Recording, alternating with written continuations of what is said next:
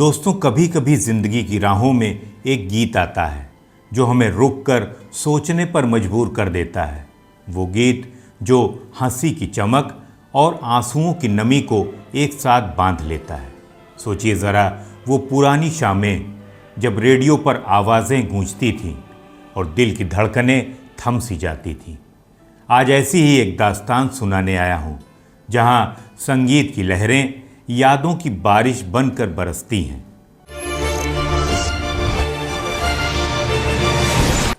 नमस्कार, मैं हूँ आपका होस्ट और दोस्त संतोष और आप देख रहे हैं मूवी म्यूजिक मी, जहाँ हर गाना एक एहसास है और हर एहसास एक कहानी। आज की ये शाम हम समर्पित करते हैं उस दौर को जब बॉलीवुड के सितारों को लोग आसमान के सितारों जैसा स्टारडम और प्यार दिया करते थे। बात करते हैं राजेश खन्ना की, जिन्हें दुनिया काका कहकर पुकारती थी।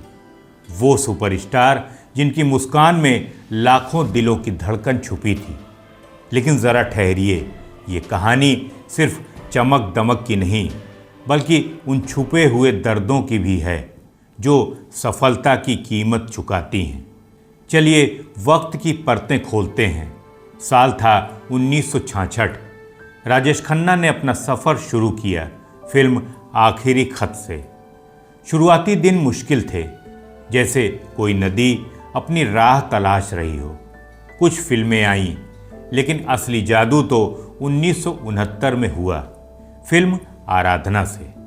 वो तरोताज़ा कहानी, वो गीत संगीत का जादू, लोगों पर ऐसा असर हुआ कि रातों रात राजेश खन्ना सुपरस्टार बन गए। पूरा कागज था ये मन मेरा।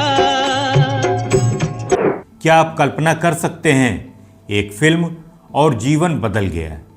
उसके बाद तो जैसे सिलसिला शुरू हो गया।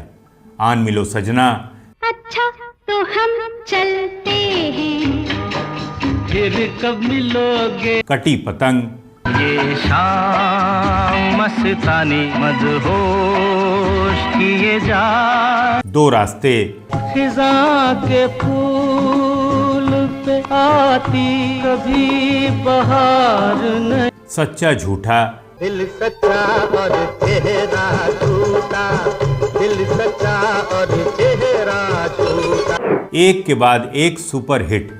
लोग ये कहने लगे कि ऊपर आका और नीचे काका। उनका स्टारडम आसमान छू रहा था, लेकिन दिल की गहराइयों में क्या चल रहा था ये कम ही लोग जानते थे। अब आते हैं साल 1971 पर। फिल्म डायरेक्टर रमेश सिप्पी अपनी पहली बड़ी फिल्म पर काम कर रहे थे। नाम था अंदाज। फिल्म को रमेश सिप्पी के पिता जीपी सिप्पी प्रोड्यूस कर रहे थे। लीड रोल में हेमा मालिनी और शम्मी कपूर थे। लेकिन रमेश सिप्पी को स्टोरी में एक स्पेशल टच चाहिए था। उन्होंने राजेश खन्ना जी को अप्रोच किया एक गेस्ट अपीयरेंस के लिए। काका का स्टारडम इतना बड़ा था कि उनका नाम जोड़ना ही फिल्म के लिए वरदान था। राजेश खन्ना जी मान गए। फिल्म बनी, तैयार हुई। स्क्रिप्ट सलीम जावेद की, डायलॉग्स गुलजार के और संगीत वो था शंकर जयकिशन की जोड़ी का। लिरिक्स हसरत जयपुरी के। अब ज़रा सोचिए वो दौर जब संगीत दिल की ज़ुबान बन जाता था। रमेश सिप्पी ये चाहते थे कि फिल्म में राजेश खन्ना का गेस्ट अपीयरेंस कुछ ऐसा असर छोड़े कि दर्शक सिनेमा हॉल से निकलते वक्त उसी लम्हे में खो जाएं। उन्हें चाहिए था एक ऐसा गीत जो सिर्फ गाना न हो बल्कि एहसास बन जाए। और इस जिम्मेदारी के लिए उन्होंने बुलाया हसरत जयपुरी साहब को। हसरत साहब ने सोचा, लिखा, मिटाया। 10 दिनों तक वो शब्दों से खेलते रहे।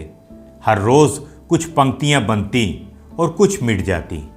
और 10वें दिन उन्होंने कागज़ पर वो लफ्ज़ लिखे जो आने वाले दशकों तक अमर होने वाले थे। जिंदगी एक सफ़र है सुहाना, यहाँ कल क्या हो किसने जाना। जिंदगी एक सफर है सुहाना, यहाँ कल क्या हो किसने जाना। बस जिंदगी जैसे खुद कागज़ पर उतर आई हो। अब बारी थी शंकर जयकिशन की। दोनों ने इस गीत के लिए एक ऐसी धुन तैयार की जिसमें खुशी थी, आज़ादी थी और थोड़ा सा फलसफा भी था। धुन इतनी दिलकश थी कि सुनते ही दिल कहे, हाँ, जिंदगी वाकई एक सफ़र है सुहाना। पर एक पेंच था, इस फिल्म के सारे गाने रफ़ी साहब की आवाज़ में पहले ही रिकॉर्ड हो चुके थे और अब जब राजेश खन्ना की एंट्री हुई तो सिप्पी साहब ये चाहते थे कि उनके हिस्से का गाना उनकी पहचान बन जाए। उस वक्त तक किशोरदा राजेश खन्ना जी की आवाज़ बन चुके थे। आराधना से शुरू हुआ उनका साथ अब एक जादू में तब्दील हो चुका था। तो सिप्पी साहब ने किशोरदा को बुलाया और कहा, हमें सिर्फ एक गाना चाहिए, लेकिन ऐसा गाना जो सदियों तक लोगों को याद रहे। किशोरदा मुस्कुराए। उन्होंने हमेशा की तरह अपना चश्मा थोड़ा सा ठीक किया और बोले, बस धुन सुनाइए, बाकी मुझ पर आप छोड़ दीजिए। शंकर जयकिशन ने वो धुन बजाई जैसे धीरे धीरे कोई हवा में खुशबू छोड़ रहा हो। किशोरदा की आंखें बंद थी, चेहरे पर हल्की सी मुस्कान थी। कुछ पल के बाद किशोरदा बोले, मैं समझ गया, इस गाने में सिर्फ आवाज़ नहीं बल्कि ज़िंदगी डालनी होगी। और फिर शुरू हुआ रिकॉर्डिंग का जादू। जिंदगी एक सफर है सुहाना, हाँ कल क्या हो किसने जाना। किशोरदा ने अपनी योडलिंग, अपनी बेफिक्र हंसी और अपने दिल से निकली ऊर्जा से इस गीत को एक अलग आयाम दे दिया। अरे ओडले ओडले ओ, ओडले ओडले ओ, ओडले ओडले ओ, ओडले ओडले ओ। हंसते गाते जहां से गुजर, दुनिया की तू परवाह न कर। हंसते गाते जहां से गुजर, दुनिया की तू परवाह न कर। मुस्कुराते हुए दिन बिताना, यहाँ कल क्या हो किसने जाना। मुस्कुराते हुए दिन बिताना, यहाँ कल क्या हो किसने जाना। माइक के सामने जब उन्होंने अंतिम लाइनें गाईं, जिंदगी एक सफर है सुहाना, जिंदगी एक सफर है सुहाना, यहाँ कल क्या हो किसने जाना। तो साउंड इंजीनियर ने रिकॉर्डिंग रोक दी और कहा, किशोरदा, आपने एक टेक में ही दिल जीत लिया।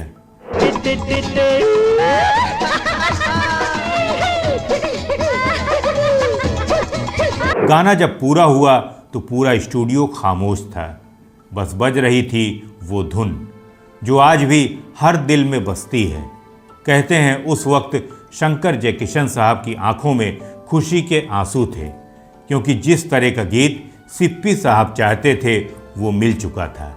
यहाँ कल क्या हो किसने जाना, यहाँ कल क्या हो किसने जाना। जिंदगी एक सफर है सुहाना। इस गीत के बनने के कुछ ही महीनों के बाद इस गीत को रचने वाले जयकिशन ने इस दुनिया को अलविदा कह दिया और यही गीत उनकी आखिरी धुनों में से एक बन गया।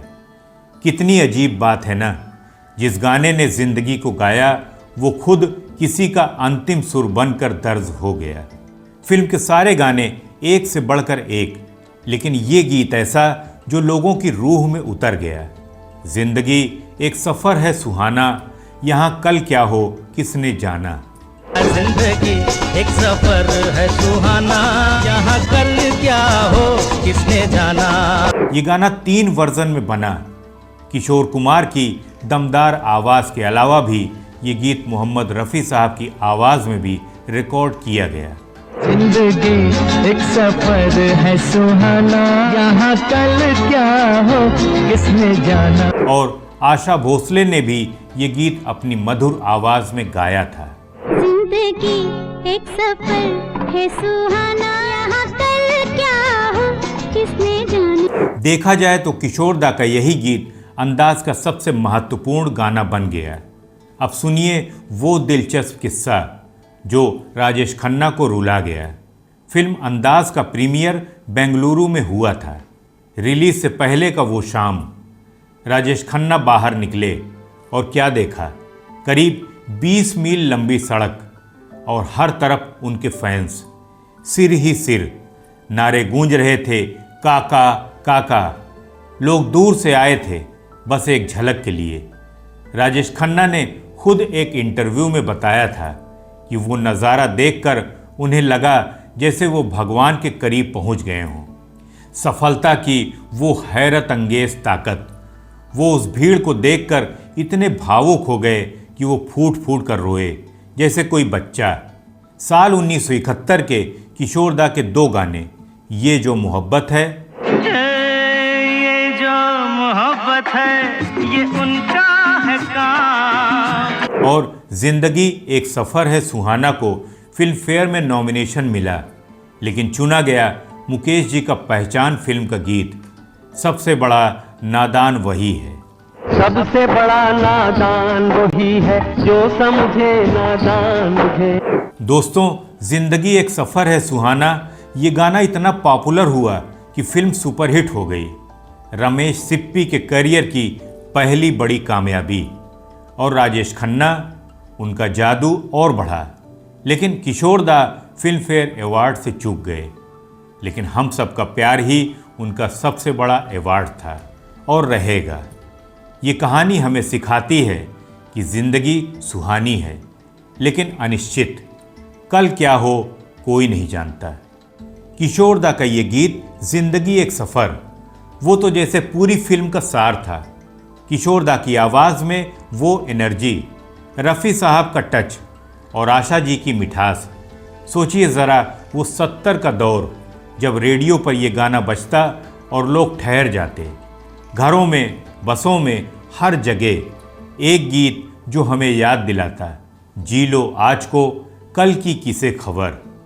लेकिन दास्तान यहीं पर ख़त्म नहीं होती। राजेश खन्ना का सफ़र आगे बढ़ा, लेकिन वो प्रीमियर का नज़ारा हमेशा उनके दिल में रहा।